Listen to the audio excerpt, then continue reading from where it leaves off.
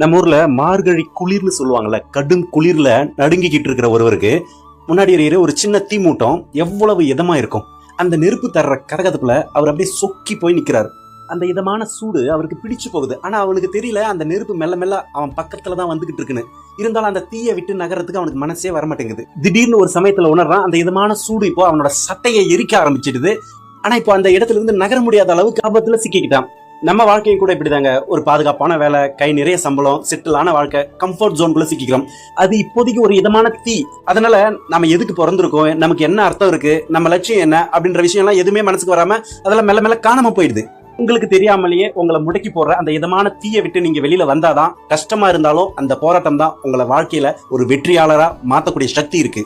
நீங்க கம்ஃபர்ட் ஜோன்ல இருக்கீங்களா அல்லது வளர்ச்சி நோக்கி போறீங்களான்னு தெரிஞ்சுக்கணும்னா, உங்களோட ஸ்ட்ரென்த் என்னன்னு தெரிஞ்சுக்கணும்னா, லிங்க்குள்ள 2 நிமிடம் செல்ஃப் செக் பண்ணி பாருங்க. உங்க வாழ்க்கையில நல்ல மாற்றத்துக்கான ஆரம்பம் இது. இந்த லிங்க்குள்ள போயிட்டு உங்களுடைய பேரு, தேவைப்பட்ட போன் நம்பர் கொடுக்கலாம், இல்ல மெயில் ஐடி மட்டுமே கொடுக்கலாம்.